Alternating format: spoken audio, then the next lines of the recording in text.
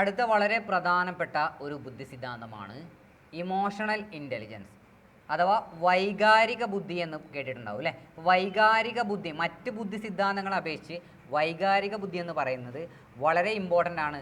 ഒരു വ്യക്തിയെ സംബന്ധിച്ചിടത്തോളം, ഒരു മനുഷ്യനെ സംബന്ധിച്ചിടത്തോളം മറ്റ് ബുദ്ധികളെക്കാൾ കൂടുതൽ നമ്മൾ പഠിച്ച പലതരത്തിലുള്ള ബുദ്ധികളുണ്ട് അല്ലേ, വിവിധ തരം വിവിധ ഘടകങ്ങളാണെന്നൊക്കെ പറഞ്ഞിട്ടുണ്ട് അല്ലേ. പക്ഷേ ഇവിടെ വൈകാരിക ബുദ്ധി എന്ന് പറയുന്നതിൽ നിന്നും വളരെ വ്യത്യസ്തമാണ്.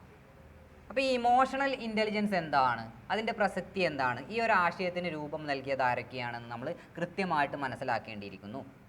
അപ്പോൾ വൈകാരിക ബുദ്ധി അഥവാ ഇമോഷണൽ ഇൻ്റലിജൻസ് എന്ന ആശയത്തിന് രൂപം നൽകിയത് രണ്ട് വ്യക്തികളാണ് പ്രധാനമായും ഈ ഒരു ആശയവുമായിട്ട് ബന്ധപ്പെട്ട് അല്ലെങ്കിൽ ആദ്യമായിട്ട് പഠനങ്ങൾ നടത്തിയിട്ടുള്ള രണ്ട് വ്യക്തികൾ, അഥവാ John Mayer and Peter Salovey.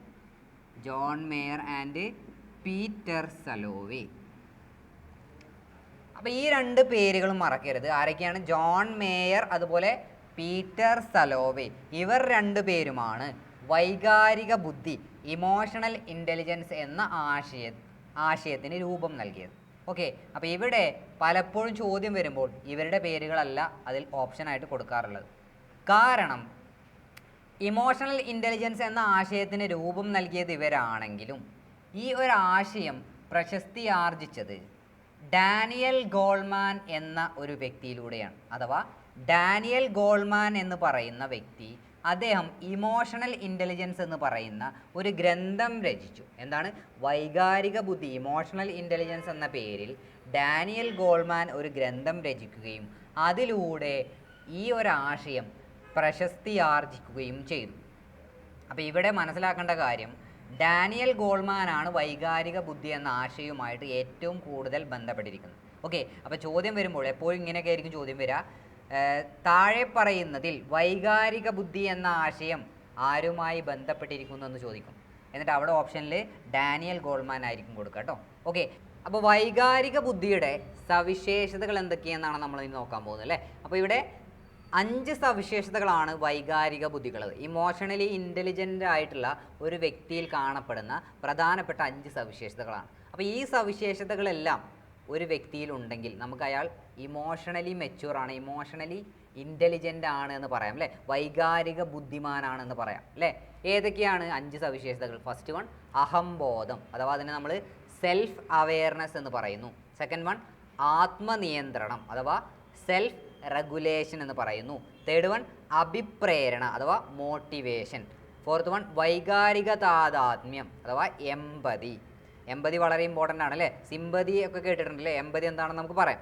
5 സാമൂഹിക നൈപുണികൾ, സോഷ്യൽ സ്കിൽസ്. അപ്പോൾ ഇത്രയും സവിശേഷതകൾ ഒരു വ്യക്തിയിൽ ഉണ്ടെങ്കിൽ നമുക്ക് അയാൾ ഇമോഷണലി മെച്യൂർ ആണ്, ഇമോഷണലി ഇൻ്റലിജൻ്റ് ആണെന്ന് നമുക്ക് പറയാം. ഇവിടെ അഹംബോധം എന്ന് പറഞ്ഞാൽ എന്താ? സെൽഫ് അവെയർനെസ് ആണ് അല്ലേ, സെൽഫ് അവെയർ ആയിരിക്കും എന്നുള്ളതാണ്. അഥവാ നോയിങ് അവർ ഓൺ ഇമോഷൻസ്, നമ്മുടെ വികാരങ്ങളെ കൃത്യമായിട്ട് തിരിച്ചറിയുക, മനസ്സിലാക്കുക എന്നാണ് അഹംബോധം, സെൽഫ് അവെയർനെസ് എന്നതുകൊണ്ട് ഉദ്ദേശിക്കുന്നത്. അപ്പോൾ സെൽഫ് അവെയർ ആയിരിക്കുമെന്ന് പറഞ്ഞാൽ അഥവാ ഇമോഷണലി ഇൻ്റലിജൻ്റ് ആയിട്ടുള്ള ഒരു വ്യക്തി എപ്പോഴും എന്തായിരിക്കും?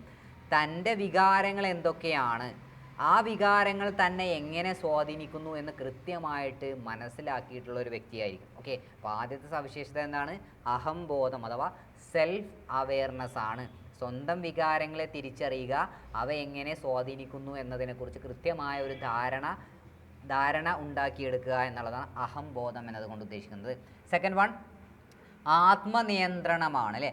ആത്മനിയന്ത്രണം എന്ന് പറഞ്ഞാൽ അതിൽ തന്നെ നമുക്കറിയാം അല്ലേ, സെൽഫ് റെഗുലേറ്റ് ചെയ്യുക, നിയന്ത്രിക്കുക എന്നുള്ളതാണ്. അഥവാ മാനേജിങ് അവർ ഓൺ ഇമോഷൻസ് എന്ന് പറയാം. നമ്മുടെ വികാരങ്ങളെ മാനേജ് ചെയ്യുക, നമ്മുടെ വികാരങ്ങളെ കൃത്യമായിട്ട് റെഗുലേറ്റ് ചെയ്യുക, മാനേജ് ചെയ്യുക, നിയന്ത്രിക്കുക എന്നുള്ളതാണ് ആത്മനിയന്ത്രണം എന്ന് പറഞ്ഞാൽ, സെൽഫ് റെഗുലേഷൻ എന്ന് പറഞ്ഞാൽ. അപ്പോൾ ഇമോഷണൽ ഇൻ്റലിജൻസ് കൂടുതലുള്ള ഒരു വ്യക്തി, വൈകാരിക ബുദ്ധി കൂടുതലുള്ള ഒരു വ്യക്തിയെ സംബന്ധിച്ചിടത്തോളം നമുക്കറിയാം ആ വ്യക്തി തൻ്റെ വികാരങ്ങളെ മനസ്സിലാക്കിയിട്ടുണ്ടാവും. ഒന്ന്. രണ്ടാമത് തൻ്റെ വികാരങ്ങളെ കൃത്യമായിട്ട് നിയന്ത്രിക്കാനുള്ള, റെഗുലേറ്റ് ചെയ്യാനുള്ള, മാനേജ് ചെയ്യാനുള്ള കഴിവ് ആ വ്യക്തിക്ക് ഉണ്ടാവുമെന്ന് നമുക്ക് പറയാം അല്ലേ. അതായത് നമ്മുടെ വികാരങ്ങളെ നമ്മെ കീഴടക്കാൻ അനുവദിക്കാതെ അവയെ കൃത്യമായിട്ട് നിയന്ത്രിക്കുക. അപ്പോൾ വൈകാരികമായി നിയന്ത്രണമില്ലാത്തൊരു വ്യക്തിയെ സംബന്ധിച്ചിടത്തോളം വളരെ പ്രശ്നങ്ങൾ ഉണ്ടാവും അല്ലേ. ആ വ്യക്തിക്കും പ്രശ്നമാണ്, അതുപോലെ സമൂഹത്തിനും പ്രശ്നമാണ്. അപ്പോൾ വൈകാരിക ബുദ്ധി കൂടുതലുള്ള ഒരു വ്യക്തി സ്വന്തം വികാരങ്ങളെ തിരിച്ചറിഞ്ഞിരിക്കണം, അതുപോലെ സ്വന്തം വികാരങ്ങളെ നിയന്ത്രിക്കേണ്ടതുണ്ട് അല്ലേ. നല്ല രീതിയിൽ അതിനെ മാനേജ് ചെയ്യാനുള്ള കഴിവും ആ വ്യക്തിയിൽ ഉണ്ടായിരിക്കും. നെക്സ്റ്റ് അഭിപ്രേരണയാണ് അല്ലേ, മോട്ടിവേഷനാണ്. എന്താണ് ഈ അഭിപ്രേരണ അല്ലെങ്കിൽ മോട്ടിവേഷൻ എന്നതുകൊണ്ട് ഉദ്ദേശിക്കുന്നത്? വൈകാരിക ബുദ്ധി കൂടുതലുള്ള ഒരു വ്യക്തിയിൽ ഏത് തരത്തിലുള്ളൊരു മോട്ടിവേഷനാണ് ഉണ്ടായിരിക്കുക? അതായത് വ്യത്യസ്തമായ സന്ദർഭങ്ങളെ, അനുഭവങ്ങളെ നേരിടേണ്ടി വരാറുണ്ട് അല്ലേ. നമുക്കൊക്കെ നമ്മുടെ ജീവിതത്തിൽ അപ്രതീക്ഷിതമായിട്ട് പല പ്രശ്നങ്ങളും നേരിടാറുണ്ട്. അപ്പോൾ ഇങ്ങനെയുള്ള സന്ദർഭങ്ങളിൽ ഇങ്ങനെയുള്ള പ്രശ്നങ്ങൾ വരുമ്പോൾ എന്ത് ചെയ്യുന്നു? സ്വയം തന്നെ അഭിപ്രേരിതമാകുക, സ്വയം തന്നെ മോട്ടിവേറ്റ് ചെയ്യുക. അതായത് എന്തെങ്കിലും പരാജയം സംഭവിച്ചാൽ, അല്ലെങ്കിൽ തോൽവികൾ, പരാജയങ്ങൾ, ഇതുപോലെ ദുഃഖങ്ങൾ, ബുദ്ധിമുട്ടുകളൊക്കെ സംഭവിക്കുന്ന സമയത്ത്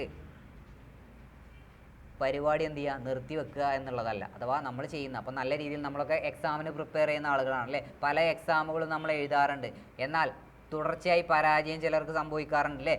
ഇങ്ങനെ പരാജയം സംഭവിക്കുന്ന സമയത്ത് നമ്മൾ എന്ത് ചെയ്യണം? നമ്മളെ സ്വയം മോട്ടിവേറ്റ് ചെയ്യുക. നമ്മളെ സ്വയം മോട്ടിവേറ്റ് ചെയ്യുക എന്ന് പറഞ്ഞാൽ നമ്മൾ എന്ത് ചെയ്യുക? എന്നെക്കൊണ്ട് പറ്റും, വീണ്ടും എന്നെക്കൊണ്ട് പറ്റും, ഞാൻ വിചാരിച്ചാൽ നടക്കും എന്ന് പറഞ്ഞുകൊണ്ട് സ്വയം മോട്ടിവേറ്റ് ചെയ്യുക എന്നുള്ളതാണ് അഭിപ്രേരണ എന്നതുകൊണ്ട് ഉദ്ദേശിക്കുന്നത്. അപ്പോൾ ജീവിതത്തിൽ ഉണ്ടാകുന്ന പ്രശ്നങ്ങളെ മറികടക്കാനുള്ള ഒരു മോട്ടിവേഷൻ ആർക്കുണ്ടാവും?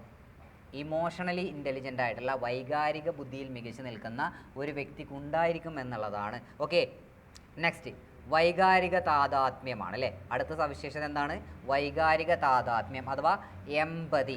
സിമ്പതി എന്ന വേർഡ് നമ്മൾ സുപരിചിതമായിട്ടുള്ള ഒരു വേർഡാണ്, അഥവാ നമ്മൾ ഓൾറെഡി കേട്ടിട്ടുള്ളതാണ് അല്ലേ. എന്താ സിമ്പതി എന്ന് പറഞ്ഞാൽ?